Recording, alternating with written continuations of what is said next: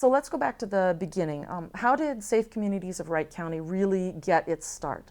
The team that worked on this came up with the concept of being able to educate parents along with teen drivers because they saw the research again that showed what an important piece parents were in the driver's ed process, and that driver's ed programs traditionally have only focused on the teens themselves, which seems to make sense.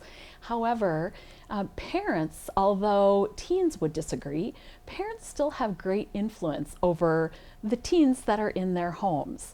And so it made a lot of sense to be able to target that group with the information that was really important for those teen drivers. So the group got together, actually came up with a curriculum that was about a 2-hour curriculum that was a presentation with a variety of different speakers that would help inform parents on key issues of what parents needed to know about teen drivers and what teens needed to know about being teen drivers.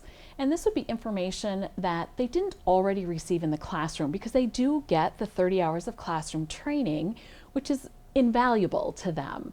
But we needed to highlight some of those areas and also let them hear that information from different stakeholders that are in the traffic safety field. So in our presentation, we had law enforcement come and talk about more specifically state law as it relates to teen drivers. What's interesting about that, they learn that in the driver's ed class, but it's a great reminder for them.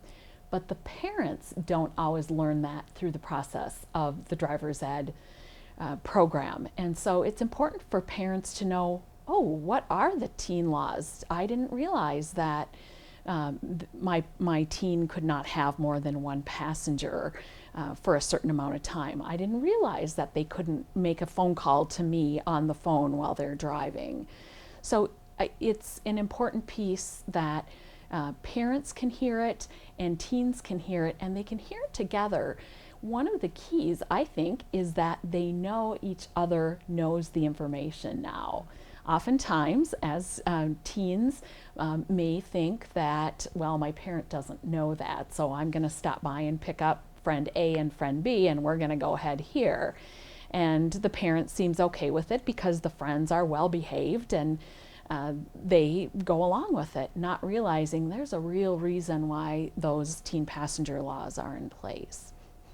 So after we have the law enforcement, we also have EMS, our emergency management, first responder kind of folks come in and share their stories of what they see, what it's like, what the kind of crashes they respond to.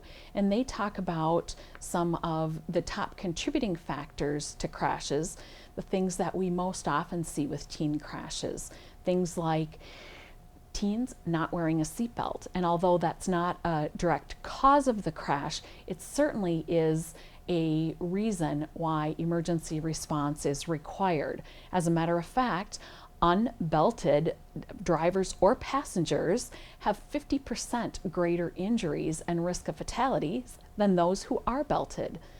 The other thing about seatbelts is that we know that teen drivers, although the group of drivers that are most likely to be involved in a crash, they're also the group of drivers that are least likely to be wearing a seatbelt.